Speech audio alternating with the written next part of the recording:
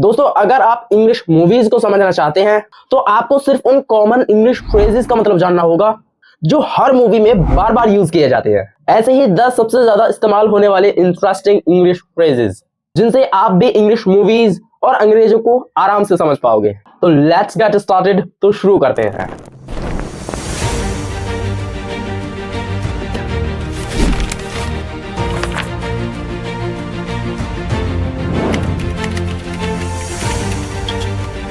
तो पहला फ्रेज है you mean the world to मी।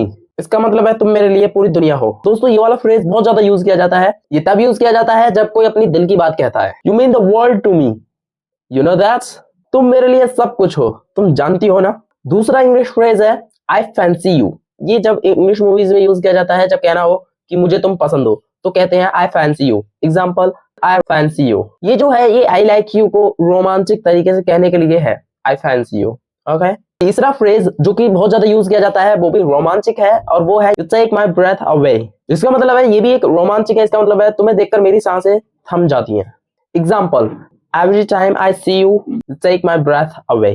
तो ये भी रोमांटिक है और इमोशनल मोमेंट्स में यूज किया जाता है इंग्लिश मूवीज में। नंबर 14 फ्रेज है वो है आई बैग योर पार्डन। इसको तब यूज किया जाता है जब आपको कहना हो कि माफ कीजिए, कृपया दोहराएं, या फिर ऐसा कहना हो कि मुझे खेद है। इंग्लिश मूवीज में इन बातों को कहने के लिए बोल देते हैं आई बैग योर पार्डन।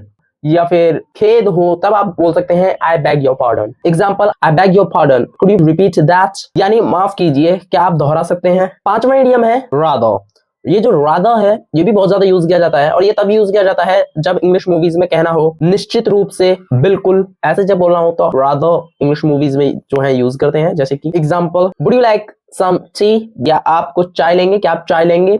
ओके, तो आप बोलोगे उधर साइड से राधा, अगर आपको चाहिए तो राधा, हाँ बिल्कुल। नंबर 6 है आई हैवंट द फॉगेस्ट। ये तब यूज किया जाता है जब आपको कहना हो कि मुझे नहीं पता। ओके, मतलब कि आई डोंट नो का ही क्या है, ये एक ऑल्टरनेटिव है। ओके, जो कि इंग्लिश मूवीज में बहुत ज्यादा यूज किया जाता है। I haven't the foggiest. एक एग्जांपल बताते हैं इसके ऊपर। I haven't the foggiest what she is talking about.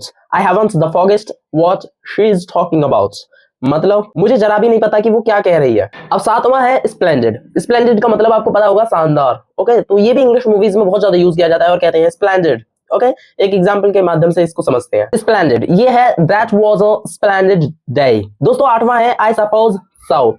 इसका भी यूज बहुत ज्यादा किया जाता है और इसका हिंदी मतलब होता है शायद ऐसा ही है, लगता तो ऐसा ही है।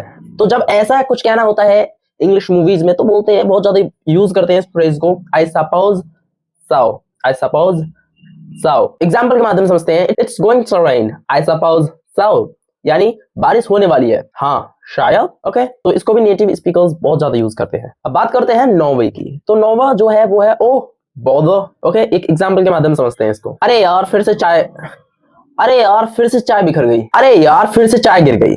तो बोलेंगे ओ bother I've spilled my tea again। तो दोस्तों अब 10वां है you had me at hello। इसका मतलब ऐसा होता है कि मैं पहली नजर में ही तुम्हारे प्यार में पड़ गया। तो you had me at hello यानी तुम्हारी पहली हेलो से ही मैं तुम्हारे प्यार में पड़ गया। ये भी बहुत ज्यादा यूज किया जाता है और ये रोमांटिक जो मूवीज होती हैं उनमें सबसे ज्यादा यूज किया जाता है, you had me at hello. तो दोस्तों ये थे हमारे 10 वो कॉमन इंग्लिश फ्रेजेस जो कि बहुत ज्यादा मूवीज में यूज किए जाते हैं। तो इस वीडियो को दोबारा देखो और इन सभी को आप याद कर लो और अगली बार जब मूवी देखो तो आप जब कभी भी इन्हें देखो तो तुरंत समझ जाओ इसका मतलब ये है। तो इंग्लिश विद प्रियांशु को इंस्टाग्राम, फेसबुक, थ्रेड्स, लिंक्डइन हर जगह फॉलो करें और जहां हमसे लाखों लोग ऑलरेडी जुड़ चुके हैं, क्योंकि इंग्लिश बोलना इन्वायरमेंट से ही आता है। और यहाँ सब्सक्राइब करना ना भूलें। तो फिर मिलते हैं नेक्स्ट वीडियो में आपको फ्लुएंट बनाने के लिए।